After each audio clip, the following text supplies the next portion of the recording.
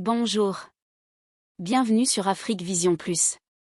Niger, en liberté provisoire, Salem Bazoum est au Togo. Avant de commencer, merci de vous abonner et d'activer la cloche de notification afin de ne rien manquer des prochaines vidéos. La liberté provisoire de Salem Bazoum a été obtenue grâce à la médiation du président togolais, Faure Gnassingbé, et de celui de la Sierra Leone, Julius Maada Bio. Les deux présidents ont été mandatés par la Communauté économique des États de l'Afrique de l'Ouest, CEDEAO, pour aider à la décrispation de la crise née du coup d'État militaire. Une demi-victoire pour la famille. Le fils du président déchu, qui est à Lomé depuis lundi, 08.01, est accusé de complot ayant pour but de porter atteinte à l'autorité ou la sûreté de l'État. La libération de Salem est un soulagement pour son cousin Moumen.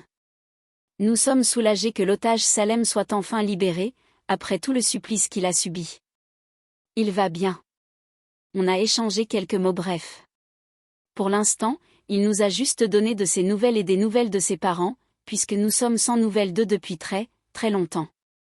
Ils vont bien, nous a-t-il dit, bien sûr fatigués, mais ils vont bien, a confié à la DW le cousin de Salem.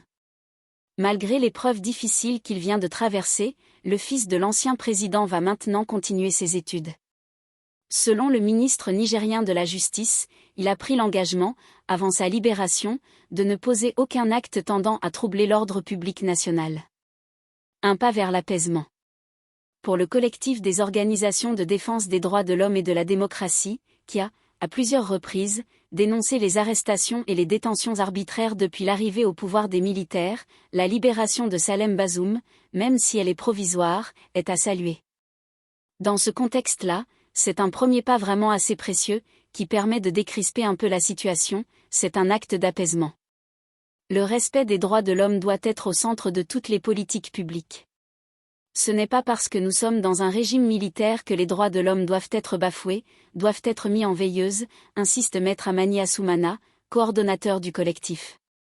Les avocats de la famille Bazoum se réjouissent également de cette issue, même s'ils disent n'avoir pas été associés à cette libération.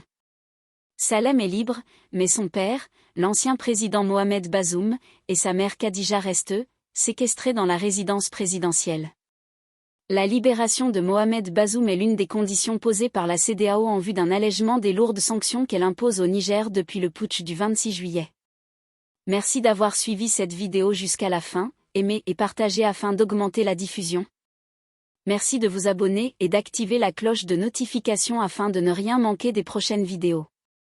Pour plus d'informations, visitez notre site afriquevisionplus.com.